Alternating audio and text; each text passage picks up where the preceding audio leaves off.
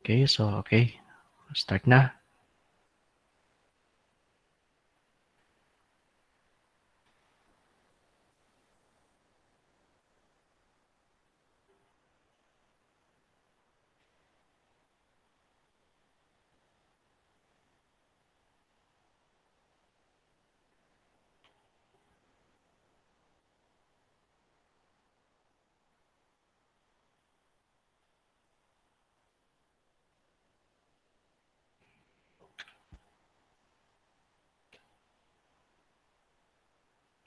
Okay, so let's begin with internal control and risk management. So internal control is very important in an organization to be able to protect your assets and also your accounting records or any records. So internal control system encompasses the policies, processes, the tasks, the behaviors, and other aspects of a company that taken together. So these are the major activities in actually we can call this the mga internal audit activities. So there are topics nga say mag-interlap, okay? Or overlap ang trabaho sa internal audit and the management audit because some of our coverage or some of our tasks, okay, as management accountant is to oversee or to have to do internal audit procedures. So number one, facilitate the effective and efficient operation. So that pertains to operations audit. So making sure that your operation is or our operation will lead to achieving the objectives or goals. Second is what we call the ordinary audit or also known as the external audit or the financial statement audit. So the activities here help ensure that the quality of the internal and external reporting. And lastly is called the compliance audit or ensuring that the company is following all the applicable laws and regulations. So how can you say that an internal control is good? Okay, so what are the considerations? So first, so part of assessing a sound internal control is first is to assess the nature and the extent of the risk facing the company. Second is the extent and categories of risk which it regards as acceptable for the company to bear. So both internal audit and management accountant should manage the risk facing the company. Not only managing but also the identification of its probability or likelihood and the financial impact, okay, sa business. So third, the likelihood of the risk concerning materializing. Next is the company's ability to reduce the incidence and impact on the business of risk that do materialize. So after determining the likelihood and impact, so what is now the plan of the company? So mag-reduce ba ta? I-reduce ba nato na siya nga likelihood or probability? Or perhaps ma-reduce nato ang iyang impact? Or pwede sad niya ma-avoid? Or if okay lang, so dili kayo siya harmful or dili kayo siya threat nga risk, then perhaps we can accept the risk. Next is the cost of operating particular controls relative to the benefit thereby obtained in managing the related risks. So even in risk management,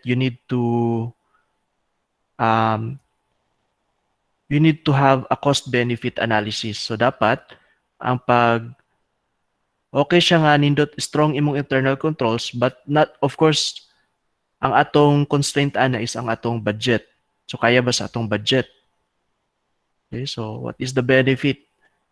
Okay, so dapat always bear in mind that the benefit should always be higher than its cost. Excuse me. Okay.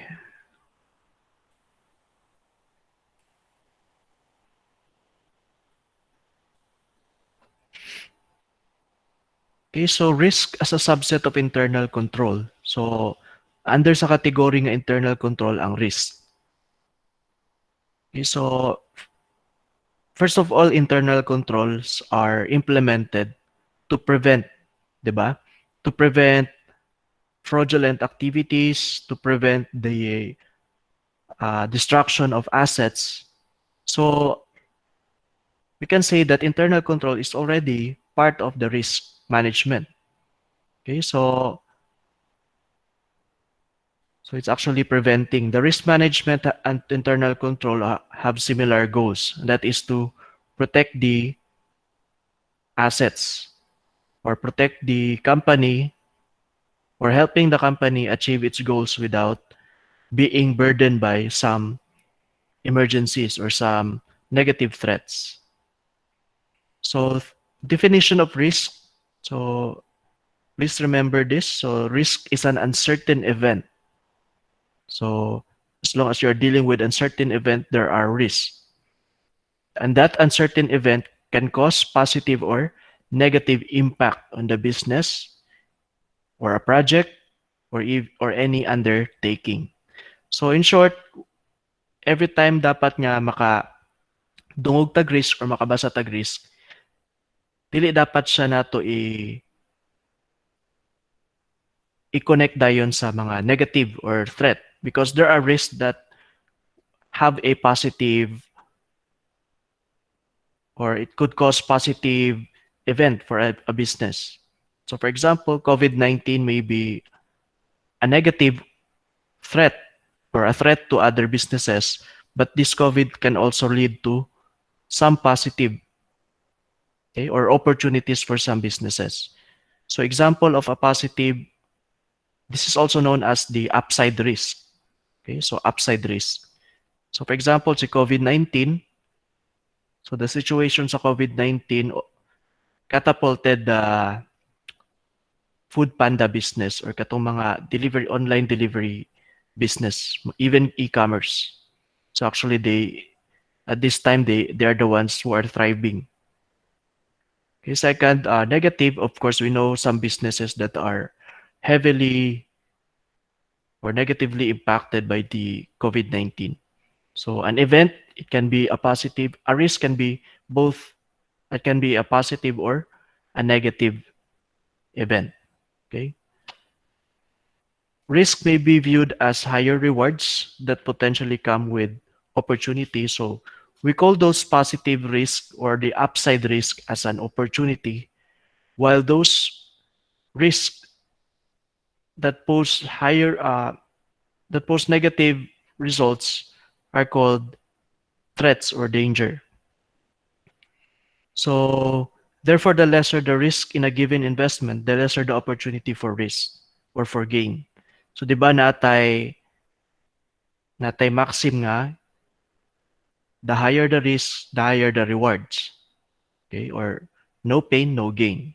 Okay, so higher risk, higher rewards, lower risk, low rewards. So therefore, the risk should not be totally avoided. Instead, we should understand the risk in order to manage them effectively. Okay, so risk should not be totally avoided. Okay, so think of risk as a fire. Okay, so 'di ba ang fire daw kasi tabang sa ato. Okay, so of course if we can manage the fire, if we can control the fire, it can be used to our advantage. So pwede ta makaluto, pwede ta makasugba, pwede siya maka-warm sa atong bodies. Okay, so that's how we use the fire. So if the fire is controlled, it, it can benefit us.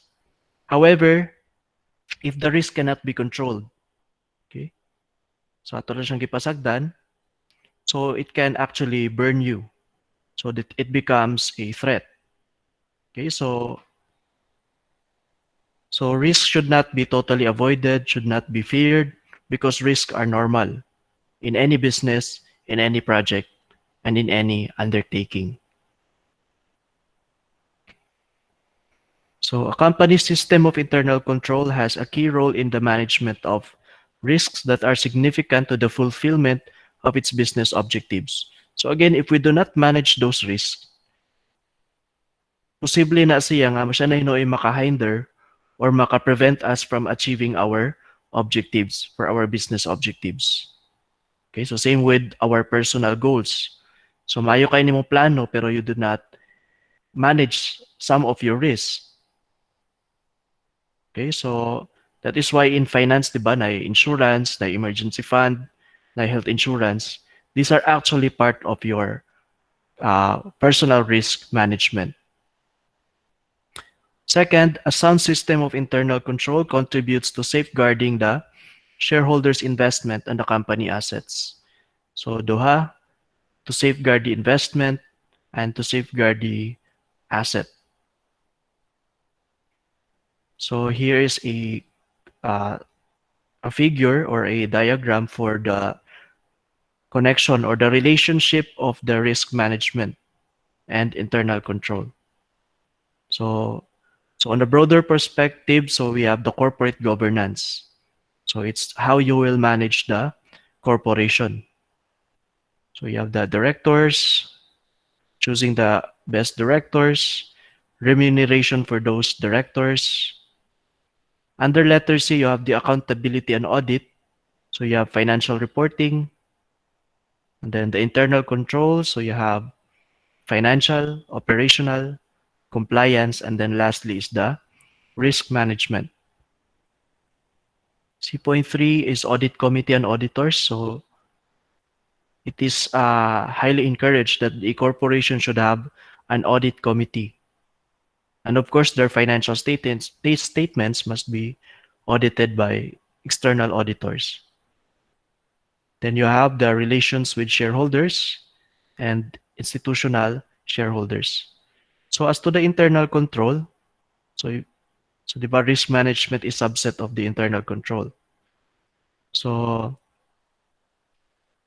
it facilitates the company's effective and efficient operation by enabling it to respond appropriately to significant business, operational, financial, compliance, and other risks to achieve the company's objectives. So making sure that you have accurate financial statements, your operations is effective and efficient, and fully compliant.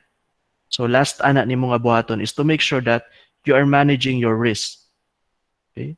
So these four will help you achieve your goals or will help the company achieve its goals. So sila ang mag-take care sa mga butang uncontrollable sa business.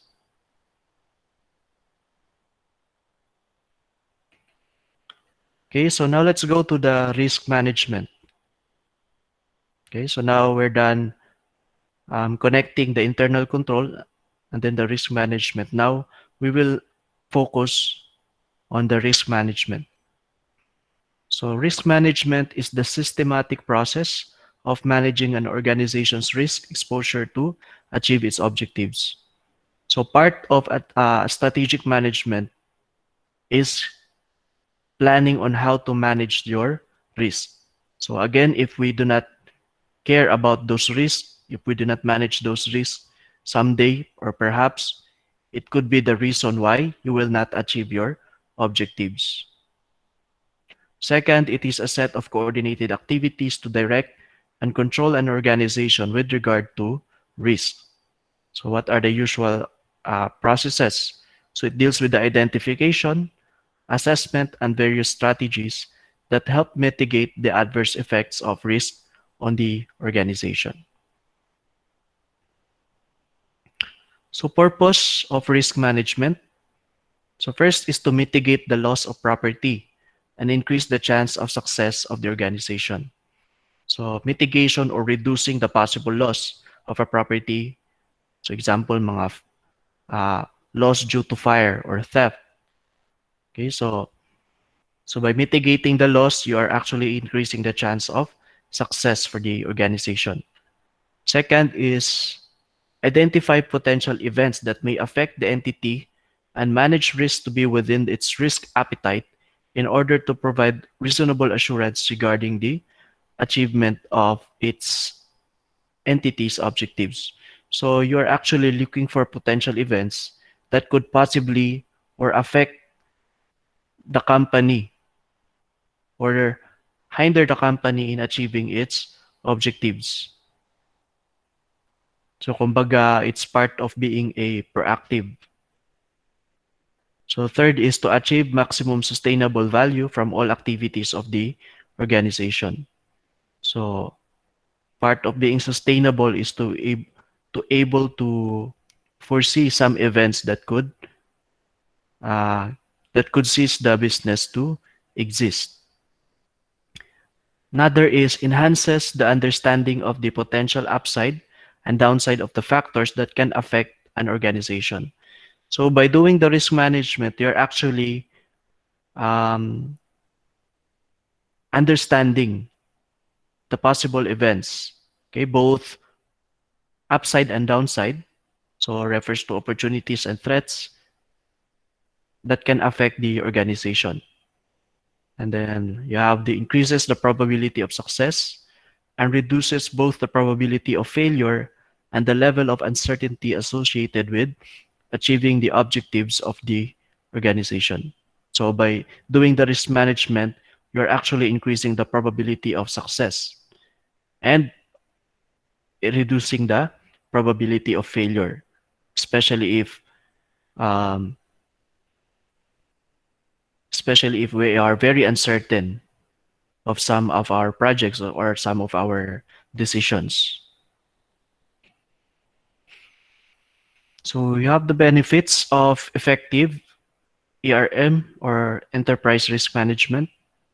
So by being proactive, so you become an early mover into new business areas. So remember, we are in risk management, we are not understanding the threats but also possible opportunities. So kung nagkuha na kag risk management and you already know this opportunity, you can become the first or the early mover into that business area. So kung sa tay mga service or products nga wala sa una gi-produce or wala gi-deliver, so perhaps in conducting your ERM, you will discover something. Second, greater likelihood of achieving business objectives. So side by side yun na siya sa pag-achieve sa business objectives. Third is higher share prices over the longer term. So of course, if there is sustainability, so if you are ready for all possible events or for many downside risks, then it will not really affect the share prices. So gamay lang ang effect niya, impact ana sa imong share price. Next is reduction in management in the time spent for firefighting. So instead of reacting kung kanus ana siya may tabo, you're already planning on what to do in case nga kana nga event may tabo. But if you keep on reacting kung naalay problema, aya ra ka maghimo og butang if na ang problema, we call that the firefighting. Okay. Next, increased likelihood of change initiatives. Then you have the more focus internally on doing the right things properly. So instead of worrying say a lot of things, so dapat karon pa lang na taken care of na nimo. It has already been documented and then there's already a plan on what to do in case something will happen. So you can now focus more on important things or doing the right things properly. Next is to lower cost of achievement of competitive advantage. So kaning competitive advantage ma-encounter ninyo more on sa strategic management nga topic. So I will not discuss right now ang competitive advantage. So basta it is something that is unique to the business. Na mo reason nga may mo siyang leading sa industry. Okay, next, fewer sudden shocks and unwelcome surprises. So you will be, or nagyapoy shock, pero dili kayo ka ma-shock. Okay, so because you have already done the risk management. So just a review, there are two types of risk. The first one is called the systematic, or also known as the systemic risk. So although ironically, ang systematic siya, pero ang iyang definition is uncontrollable. Okay? So when say systematic, it actually risk nga mo-occur sa kadaghanan. Okay? So it will not only fall upon one business company, but it could be few or several companies ang affected. So these are uncontrollable by an organization and usually macro in nature. So example, mga political risk. Second type of risk is called the unsystematic or unsystemic risk. So these are actually controllable by an organization and usually micro in nature. So these are risks nga pwedeng i-control sa organization and the risks that can be mitigated, okay, or reduced. So example ani mga company specific risk like liquidity risk. Okay, so kung dili siya posible nga di siya kabayad sa iyang short-term obligation, so pwede pa man na siya mapangitaag paagi sa company. So here is the process map of the risk management. So we begin with the analysis stage or the business analysis. So that is why your first activity is to understand the company nga inyong himuan og risk register. So business analysis, and then next step is the risk identification. So what are the possible risks surrounding the company? Okay, so that's risk identification. And then after identifying the risk, then you now have the assessment. Or sa assessment, diri may tabo tong um, what is the chance nga kana nga risk may tabo, or the likelihood or probability, and what is the impact of this risk, negative or positive, sa ato ang business. Okay, so both likelihood and impact ang naa sa risk assessment. After doing the risk assessment, then you need to have an evaluation. Okay? So if taas ang probability tapos low ang risk, what is your evaluation for that risk? Okay, evaluation. Then the risk planning, it refers to doing an action plan. So kay nakaibaw mata nga mo ni ang risk, taas pa ni siya, what to do if in case nga something in this case, or what will we do to mitigate if not, pwede ba siya ma-avoid nga risk? Or if it's an opportunity, how can we exploit the risk to our advantage? Then lastly is the risk management. So it refers to the monitoring. Okay, so mo ni atong na-identify nga risk, mo nitong na-assess, mo nitong na-evaluate. Now here's the plan. Ato bang gi-implement ang plan? Okay? If not, what's the reason? And if the risks are still naapagyapon, or if we have already implemented it, then there's a need to revise and go back to analysis, identification, assessment, evaluation, and planning. So magtuyok na siya. So the first stage is called analyzing the business stage. So what you did was understanding the background of the business as a whole in general terms and its specific business activities. So unsa man iyang business operation. Sa may ginabaligya. Okay, so process or project, pwede sad sa project. So forming the subject of the risk management study. So analyzing the business is the first step in the risk management process. Okay, so what are your inputs? So you can actually look for the appointment or engagement letter kung unsay gusto ipahimo sa client. Okay, so business objectives and plan. So what are the objectives and plan of the business? The process map. So process map is the or siyang flow chart sa ilang operations. Organogram is an organizational structure nga naay picture sa naay picture and then the position. The value chain, so especially in the supply chain management. So audit committee, so you can actually look for the reports of the audit committee. Internal controls, the risk management plan, if there is. You can also look for financial reports, the marketing plan, or you can conduct ratio analysis. So these are your inputs. Okay, but these are not exhaustive. These are just some suggestions on how to analyze the or your input in analyzing the business. So kaning mechanisms, this is your how. Okay, so how will you do the analysis? So you have finance analysis tools or the FS analysis. Pwede mo mag-conduct og FS analysis. Second is the risk management process diagnostic.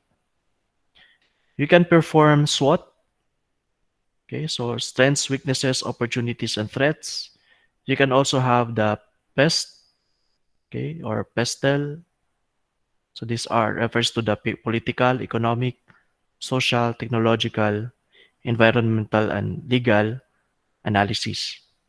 So after doing the mechanisms, understand also the constraints or what are the limitations in doing the analysis.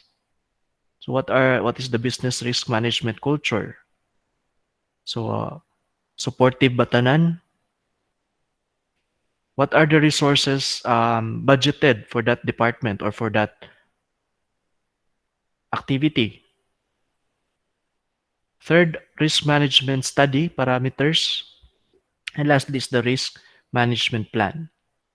So your output for this stage is the business analysis findings. Stage 2 refers to risk identification. So, so it is a transformation process. Usually, ang experienced personnel ang ginapangayuan og information. So to generate a series of risk and opportunities which are then recorded in the risk register. So identifying all possible risks.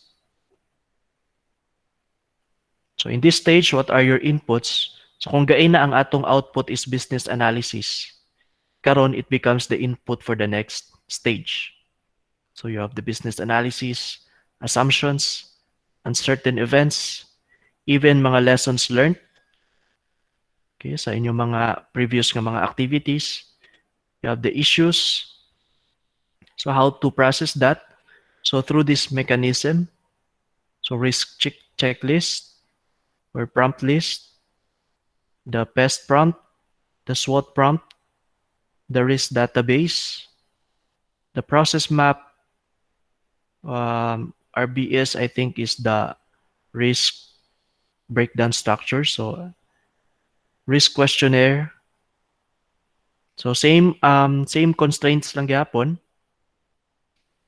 And then your output is to come up with the risk register. Pero ang nakabutang pa lang sa risk register are the different risk pa lang.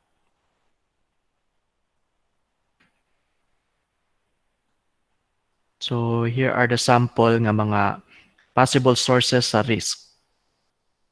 So you have the business, financial, compliance, operational, and other.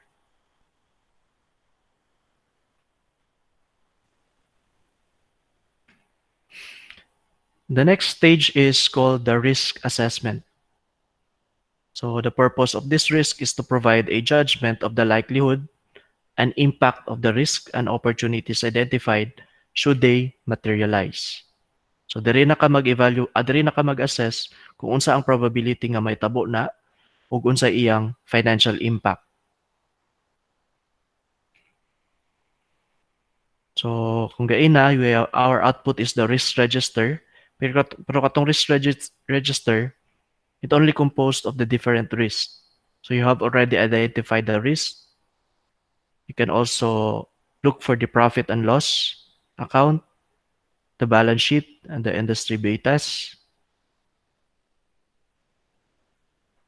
Same, you have the constraint. Ang nawala lang diri is katong business risk management culture. Mechanism, so you can use actually ito sa mga management science nga mga tools and techniques. So you can have a probability distribution, the probability impact matrix.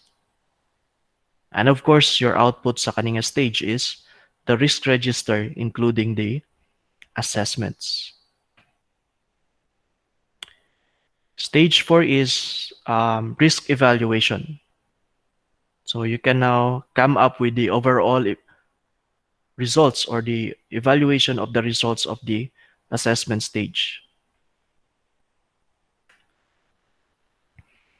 Again, risk register with the assessment, identification and assessment.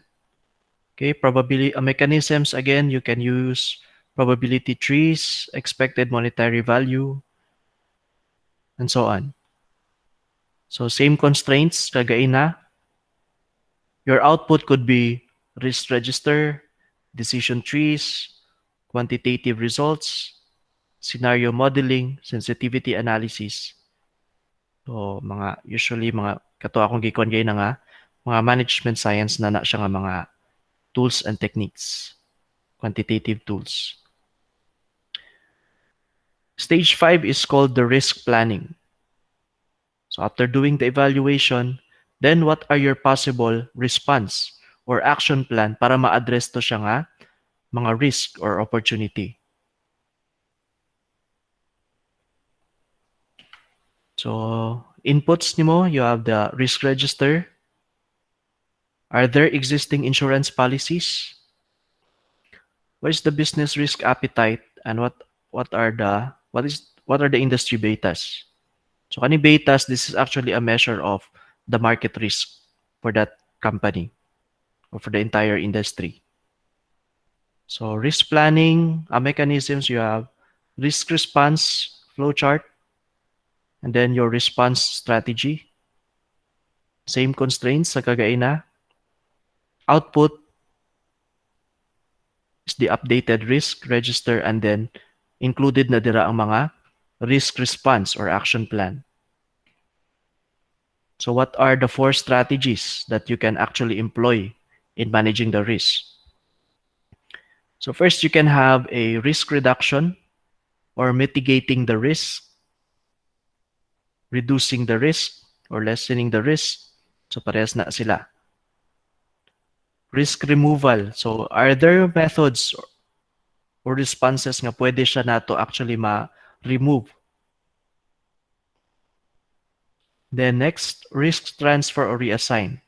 So there are risks nga pwede lain nga party or lain nga organization or individual ang atong ipa-burden sa risk. So example ana ka ng mga insurance companies. And then lastly is the risk retention. So if you think the impact of the risk is immaterial or we cannot do something about it, so maski gabi na ninyong decide or brainstorm if there are ways to reduce, there are ways to remove or to transfer, kung wala gid aning tulo, then we have no choice but to be prepared for that risk.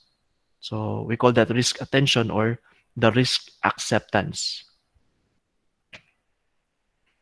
And lastly, you have the stage 6 or the risk management. So although it's redundant, diba, kay risk management process, but actually it's the overall management. Okay, so what are the 4 key activities? So reacting. So what are the reactions of the management? So after presenting those risks and the reaction plan, are they doing something about those risks? Gi-implement ba nila itong naa sa risk register? Then registering, so Risk management is a continuous process. So especially if because the business is a very dynamic world, so your risk register must be updated. So if there are new risks, then i-register. If na nawala nga risk, then walaon nimo. Reviewing, so constant review of the risk register. And then of course, reporting. So what has been implemented? So which of the risk nga na sa risk register ang actually na materialize? And what did the company do? Did they follow the risk register or wala? Okay, so inputs, risk database, register responses. So kay naa naman kay risk register, this can actually become a source of agenda sa inyong mga meetings, performance. So you have the same constraints sa first stage. Then that could be, the output could be meeting agenda, report format, the early warning indicators, and key performance indicators. So dili lang taman dapat sa risk register ang process, but you need to follow up. Okay? If gi-implement ba sa management ang naa sa risk register.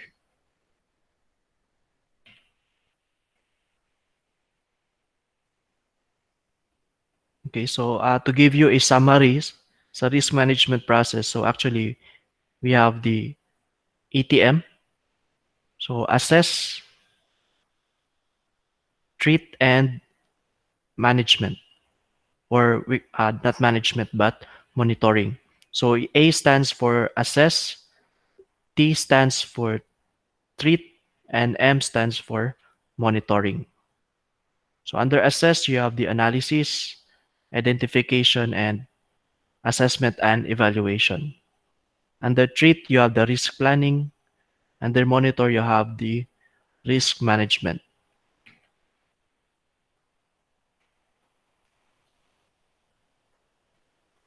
Okay, risk assessment phase. So unsay naa? So risk identification. Okay, so intimate knowledge sa organization, the market in which it operates, the legal, social, political, and cultural environment. So strategic and operational activities.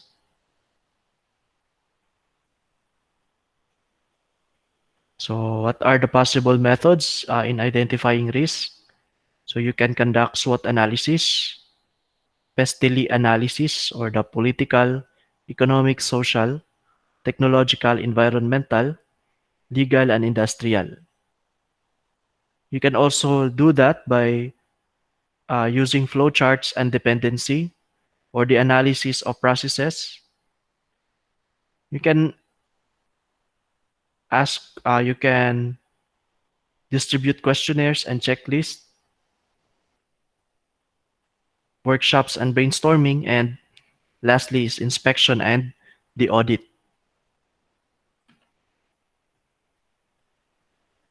So risk treatment is selecting and implementing appropriate control measures to modify the risk. So risk treatment includes a major element. So risk control or reduction. So you can have risk avoidance, risk retention, risk transfer, and risk exploitation. So here is the summary of the 4 risk responses and the examples. So avoid or accept. Okay, so you can either avoid the risk or you can accept the risk. Okay, so example, divest. So divest is selling off some of your product or some of the division. Eliminate at the source. So accept risk. Kung when you say accept, you will do wala kay himuon nga further action. Or reprise.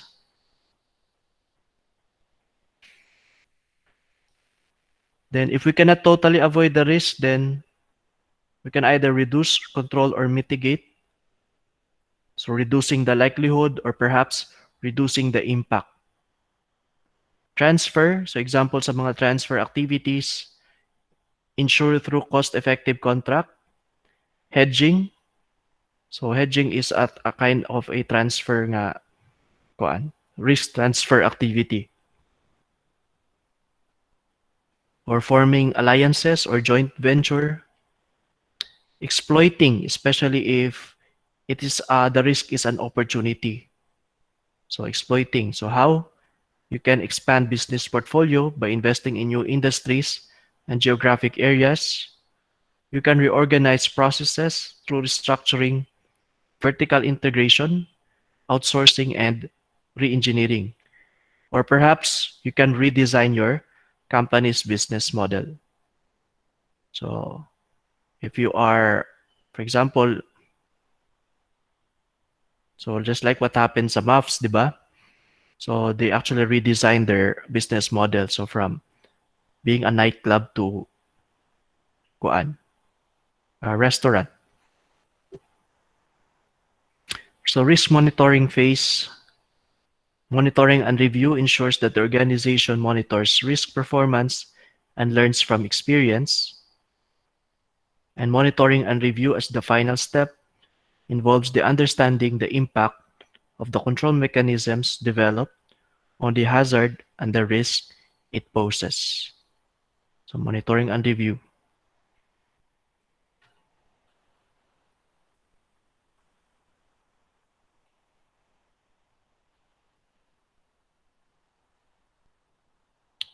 Okay, so here is the sample ng mga ano yung sample sa risk register. So actually nana sa inyong resources.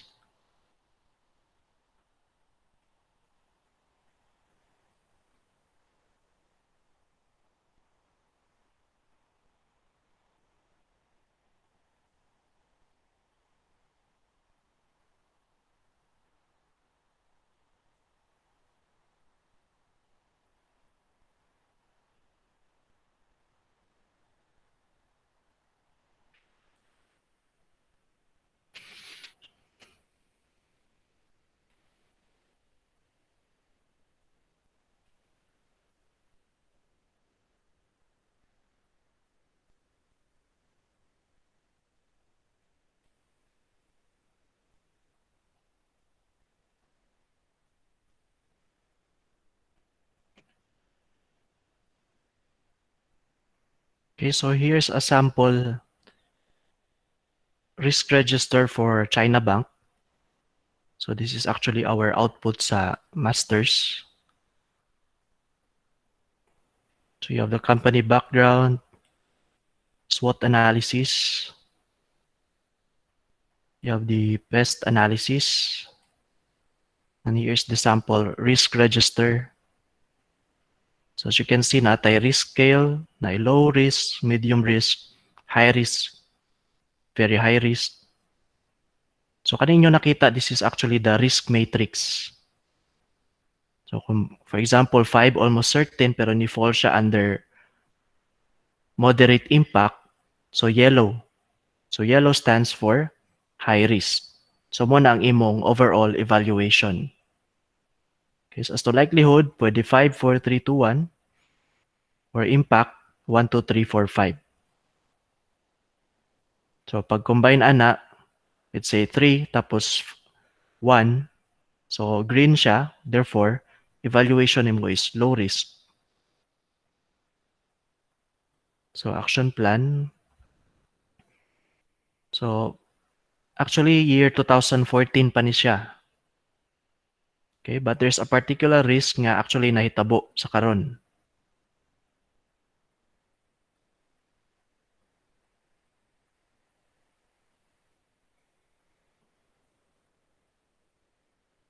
Ay, medyo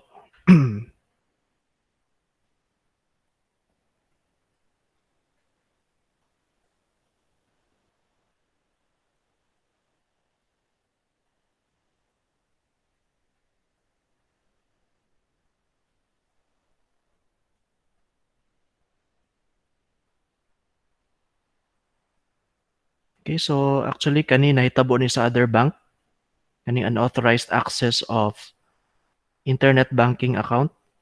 So mga hacking, mga phishing of security passwords.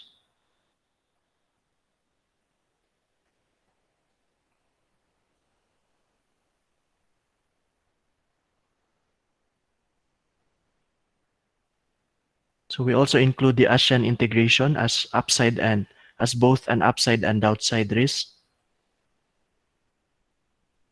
So dili pa sabot kay ang isa ka risk kuan actually it could have a twin effect or twin risk. So pwede siya may mong upside, pwede siya may mong downside at the same time.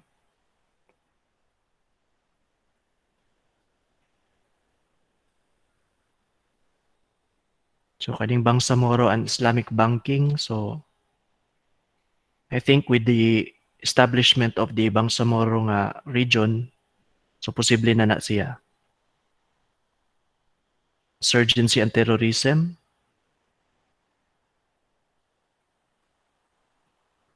Okay, national elections.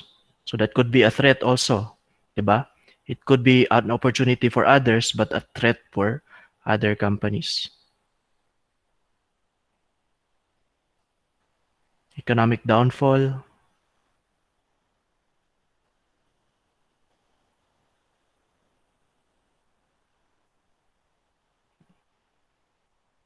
Okay, so this is how a risk register should look like. So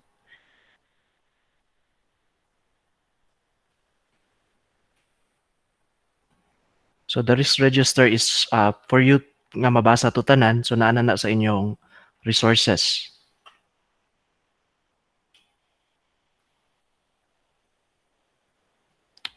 Okay, so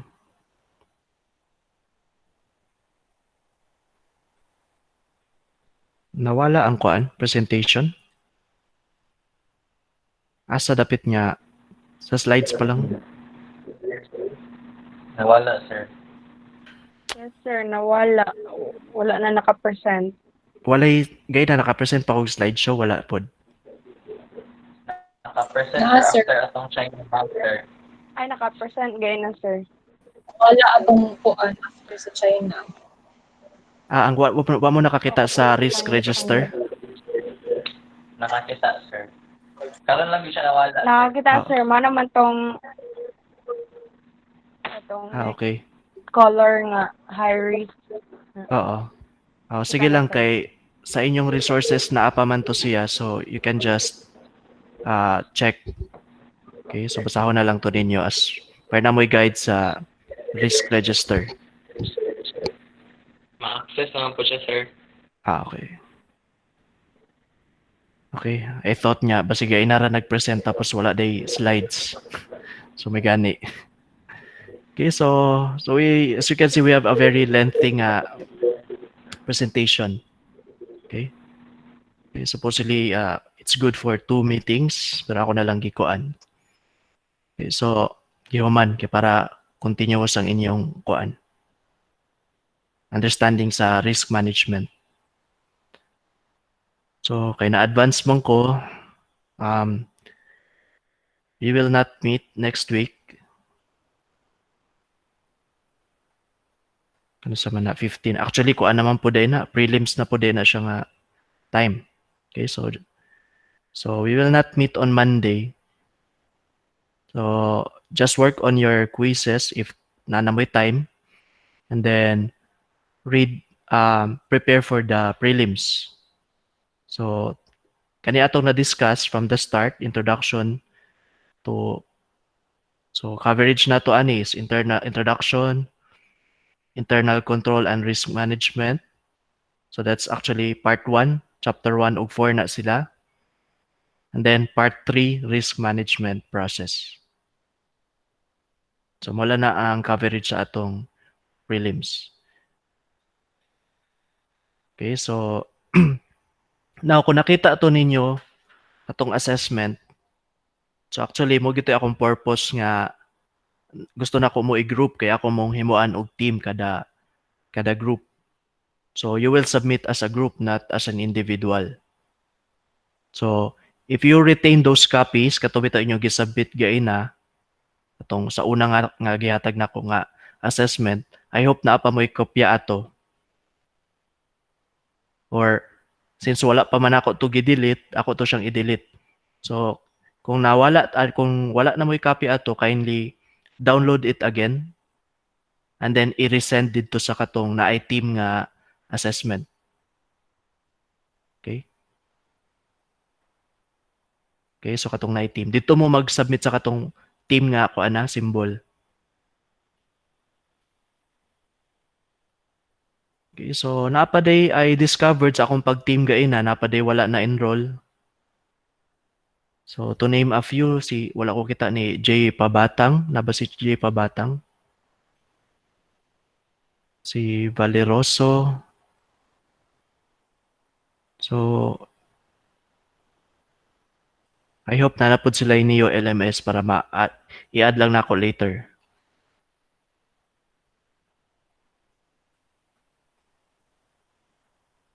Automatic na mo count sa tanan members kung team, sir?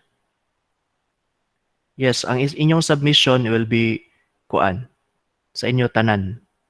So bali ang paggrado nako as a team, so mo reflect na sa inyong gradebook. Okay. So kay katumanggong individual, isa-isa ra to ka kuan. So pasabot katong wala nag-submit, wala pud sila score ato.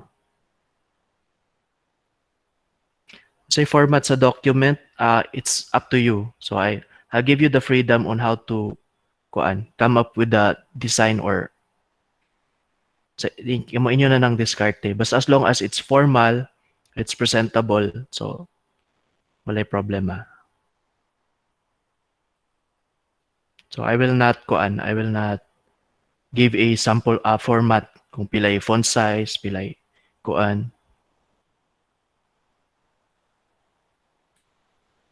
Okay, or you can pwede to ninyo sundugon or pwede ninyo mas better pa nga presentation sa document. So pwede niyo himuog murag newsletter or kanang magazine nga type. It's up to you.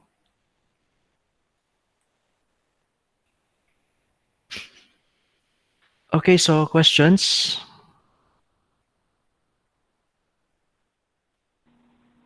Good evening, sir. Yes, a friend. Sa reporting gani, sir, kanang kibali ang among example is ang company pero dili na mo i-present pa ang among OBE, sir, no? Dili sa PowerPoint kuan lang sa siya i-mention or you can give for example operational risk. So pwede mo ninyo ibutang sa PowerPoint nga possible operational risk sa Krispy Kreme. Okay, so mo ni siya. Pero ayaw sa ninyo ipakita inyong risk register because we will have a separate presentation for all your risk register.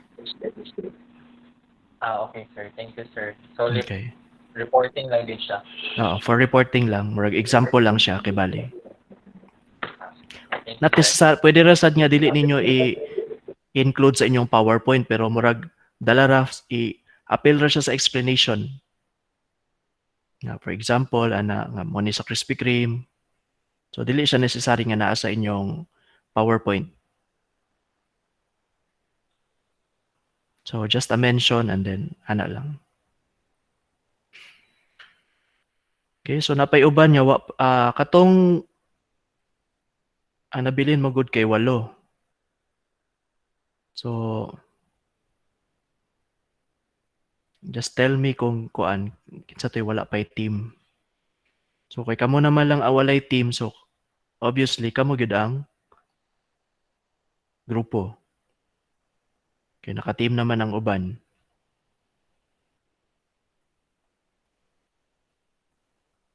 Okay, so ako na lang maghimo og team para sa ila but I will ask unsa ka company ang ilang ikuan. Automatically the last group will report sa legal risk. Okay, so that's the only risk nga wala ko na hatag. So take note of the risk nga akong gi-assign sa inyo dito sa katong announcement. Kato inyong gi-commentan. So, na dito, nag-assign ako og risk kung asa mo na-assign. So, take note of the following arrangement. First, to report, group number 1 is the financial risk management. Okay, financial risk management ang una mo report. That's after kung ano na siya.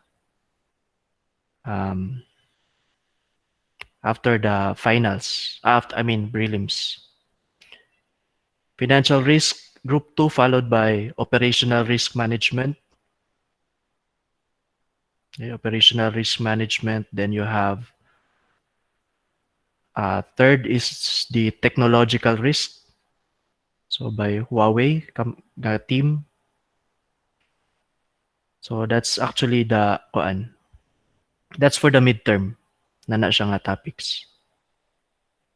So one group, one meeting, one group. Okay, so pag abot na tong semifinals, so dito na dayon ta sa mga external. So followed by first, so after ni sa midterm first group to present. So we will utilize sa semifinal mag-utilize ta og duha ka meetings para mahuman nato. Okay, so you have political. So ang magsunod after midterms is political risk. So kinsa to'y na-assign. So kamoy sunod. Next is economic risk. Economic risk followed by social risk. Then you have sa to'y sunod ani.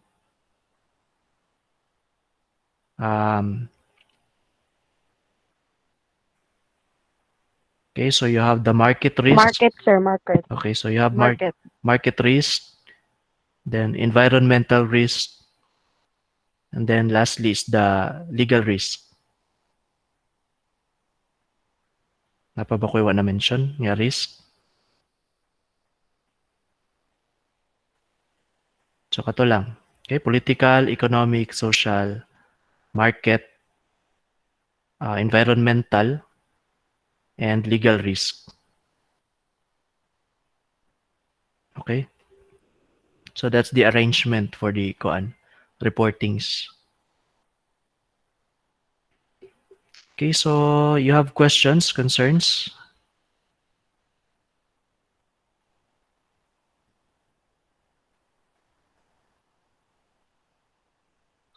Hapabaylain. Yes. Sir, Yes, Jeremy? excuse me, sir. Ang sunod sa reporting, sir, is kaning sa syllabus na to. Dapat. Wala na sunod? Wala ba siya? Actually, kanang nasa syllabus Technology. is nana siya sa gipattern ako na sa katong libro na pagkasunod-sunod.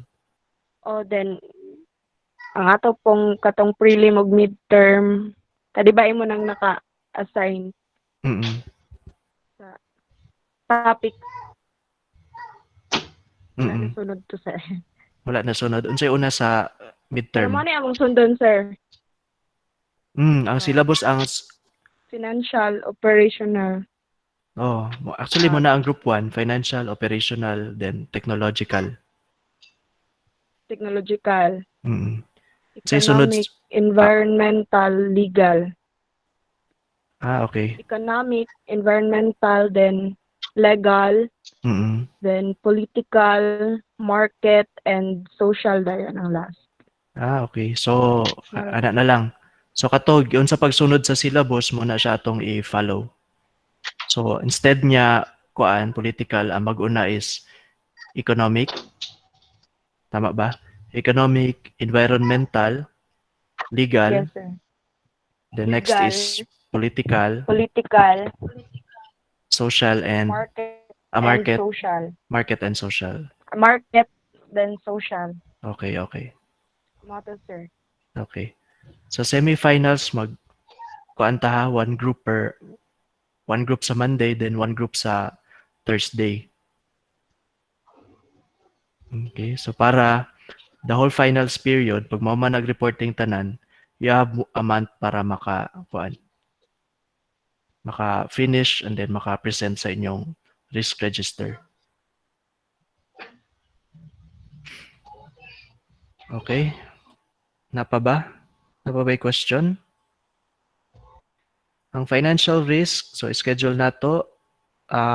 Next week, wala man tayo meeting kay kuan man. Prelim period naman na siya.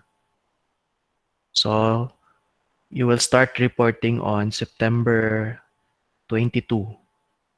Okay, September 22 mag-start. Then operational will be September 29. October 6 ang technological. Okay, so after that, wala sa tay kuan meeting kay that's midterm period 13 to 17. Mubalik na pug report on October 20. Ano no? Tuesday, Monday na. October, ato akong gimension mga Tuesday dito, sorry. So 14 wala tay meeting. The next sa group 1 is 21. Group 2 is 28. October 5 ang technological. Then 12 wala tay meeting ana nga semana. Sunod sunod niya reporting sa economic is 19, October 19. And then on Thursday, that's environmental risk. Thursday, environmental. 26 is legal. October 26 is the legal risk. 29 is October 29 is political. Okay, political. And then November 2.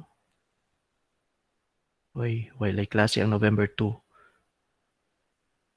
November 5. Asan ako ato? Man ang political, no? Social, market. Okay. November 5 is market risk. And then lastly, November 9 is social risk. November 9. Okay, so wala siya. We will begin the presentation siguro by December.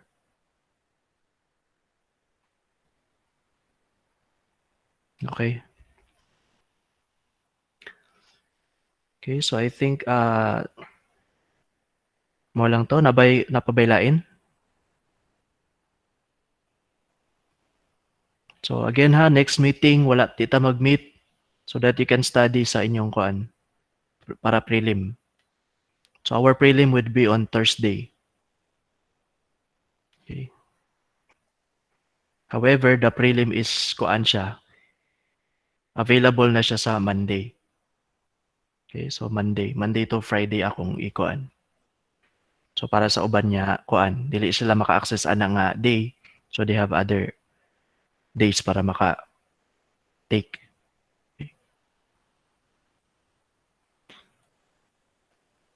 Okay, so sa type sa exam, so I still prefer multiple choice. So multiple choice, siguro na identification. Okay. So more on objective nga type sa test. Okay, so don't worry, walay essay. Okay. Na siguro enumeration. Okay. So or true or false. So nara diya sa upat.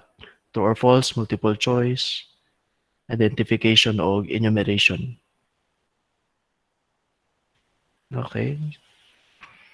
So thank you for your participation this evening. Okay, so good luck in your major exams next week. Okay, so thank you. Good night. Thank you, sir. Thank you. Good night. Thank you. Thank you. Thank you, sir. Panghamda.